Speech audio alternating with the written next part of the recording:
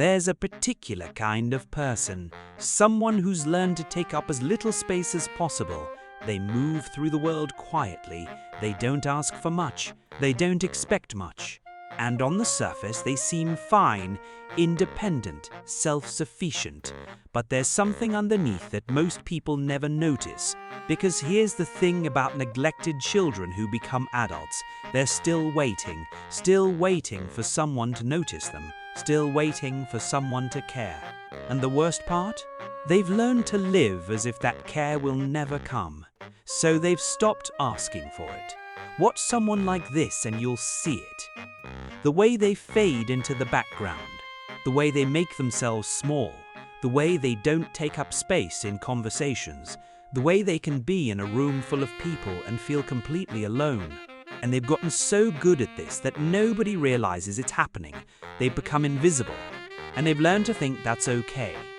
That's just who they are. But here's the psychology of it. Neglected children develop this particular kind of coping mechanism. They learn that their needs don't matter, that asking for help is pointless, that showing emotion is a waste of time because nobody's listening anyway. So they stop showing up emotionally. They become disconnected. They become observers of their own lives rather than participants in them. This creates a really specific pattern in adulthood. The neglected child, now grown, often becomes someone who doesn't know how to receive, someone who can give endlessly but can't accept a compliment, someone who can listen to everyone else's problems but never shares their own, someone who feels guilty for having needs, someone who apologizes for existing. And the relationships they form, they're almost always unbalanced. Because they've learned that love is something you earn by not being a burden. Love is something you get by taking care of everyone else. Love is conditional on your usefulness, so they attract people who take.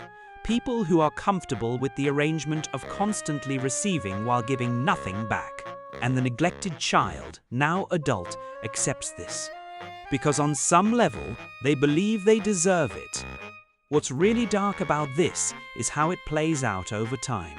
The neglected adult starts to resent the people they're caring for, because deep down there's this rage, this anger at having to be so strong all the time, this fury at being invisible, this resentment at never being chosen first, and they don't know how to express it. So it comes out sideways: passive aggression, emotional coldness, a gradual withdrawal from the relationship even while they're physically present.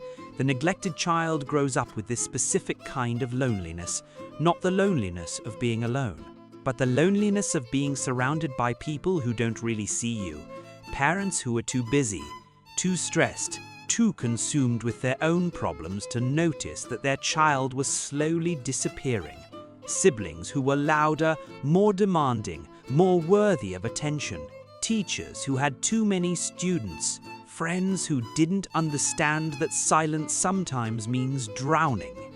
So the child learned to be invisible. And invisibility, in a weird way, becomes a survival strategy. If nobody notices you, nobody can hurt you. If you don't have needs, nobody can disappoint you by not meeting them. If you don't ask for anything, you can't be rejected. Invisibility is safety. But it comes at a cost, because being invisible means you also don't get to exist. You don't get to be seen. You don't get to feel important. You don't get to matter.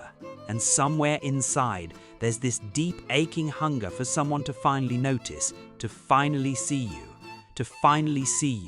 to manifests in the neglected adult in some really specific ways. Many of them become hyper-independent. They pride themselves on not needing anyone. They tackle their problems alone. They suffer alone. They celebrate alone. And they interpret anyone's help as pity, as evidence that they're failing, because needing help means admitting they're not enough, and they've already spent a lifetime believing they're not enough. Some neglected children become people pleasers. They learned early that the way to get any attention is to be useful, to be the helpful one, to make themselves invaluable.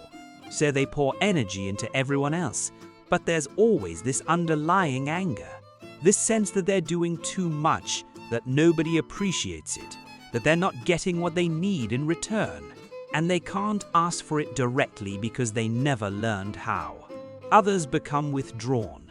They build walls so high that nobody can get in. They learn that people will disappoint you. That attachment is dangerous, that it's safer to need nobody and expect nothing, so they become hermits in a sense. They might have people in their lives, but there's always this distance, this inability to truly connect, this fear that if they let someone in, they'll see how broken they are, how unworthy, how flawed. What's fascinating is how the neglected child's brain develops differently. Research shows that children who don't get emotional attunement from their caregivers develop different neural pathways. They become hypervigilant to rejection. They become experts at reading the room and adjusting themselves to fit what others need. They develop emotional intelligence, not as a strength, but as a survival mechanism. They had to become sensitive to everyone else's needs because their own needs were never going to be met. So the neglected adult moves through the world with this constant low-level anxiety, this sense that they're always one mistake away from being abandoned, this belief that they have to earn their place, they're always proving their worth, always working harder, always giving more, because love has never felt like something they could just have. It's always been something they had to earn, and the rejection sensitivity is real. A small criticism feels catastrophic. Being left out feels like abandonment. Not being chosen first feels like proof that they don't matter. Because on a deep level, they don't believe they matter. They believe they're fundamentally unlovable.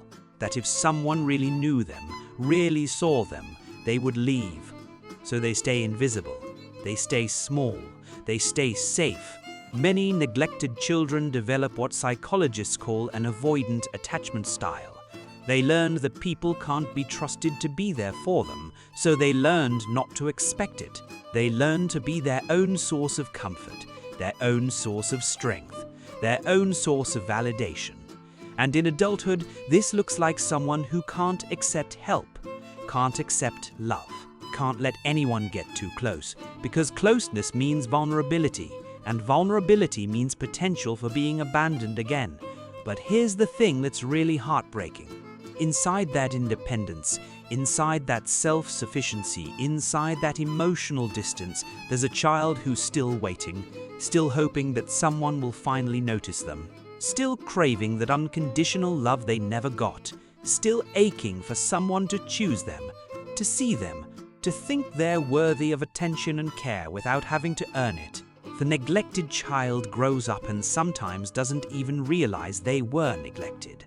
They think it was normal. They think everyone's parents were absent.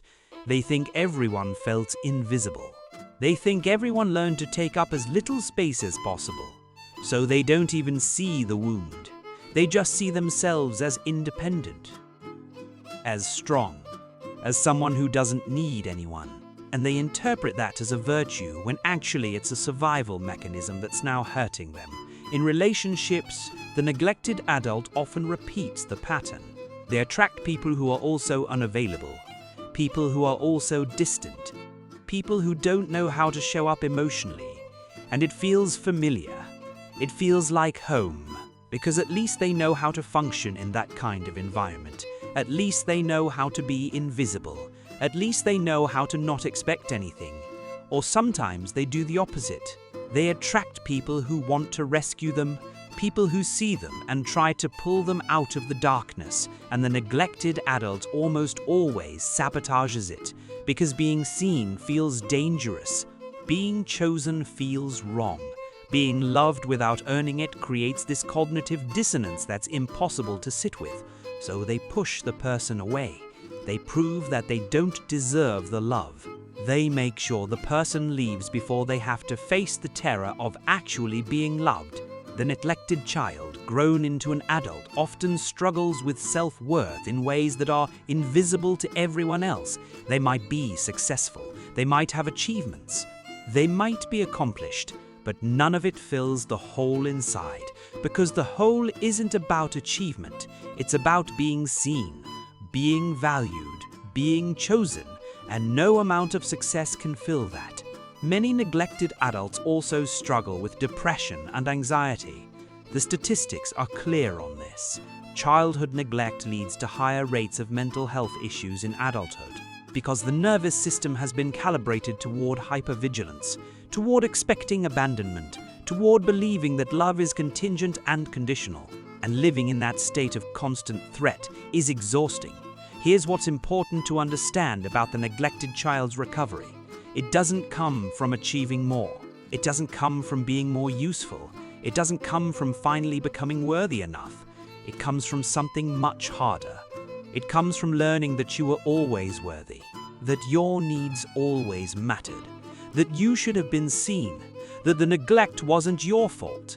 It comes from grieving, from actually feeling the pain of that absence, from allowing yourself to feel the anger at having to raise yourself, from acknowledging that your parents didn't show up, that your caregivers failed you, that you were left alone when you needed them most, and that wasn't okay. It wasn't your fault, and you deserved better. It comes from learning to parent yourself in the way you needed to be parented, from noticing yourself, from choosing yourself, from saying, I matter, my needs matter, my feelings matter. It comes from slowly, carefully learning to ask for what you need, from tolerating the discomfort of being seen, from trusting that there are people in the world who can love you without you having to earn it. It comes from understanding that independence is fine, but connection is also okay, that asking for help is not weakness, that needing people doesn't make you a burden, that you can be both strong and vulnerable, that you can be both independent and connected. If this resonates, if you're recognizing yourself as the neglected child, if you're seeing the ways this shaped you, that awareness is everything.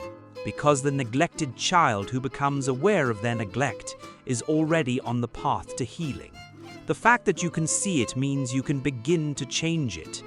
You can begin to notice yourself. You can begin to take up space. You can begin to ask for what you need. You can begin to believe that you matter, and to anyone who loves someone who was a neglected child, understand that their invisibility is a coping mechanism, not a personality trait. Understand that their independence is armor, not strength. Understand that their difficulty receiving love is not rejection of you. It's a wound that goes deeper than any single relationship. Be patient. Be consistent. Be the person who notices them even when they're trying to disappear. Be the person who chooses them first. Be the person who shows them that they were always worthy of being seen. Understanding these patterns, recognizing the ways our past shapes us, that's what we're doing here at The Forgotten Self. We're looking at the psychology behind who we've become, the invisible wounds, the coping mechanisms that once saved us but now hold us back. If this helped you understand yourself or someone you love, subscribe, because we're building a space where the invisible finally get to be seen. Until next time, notice yourself. You matter.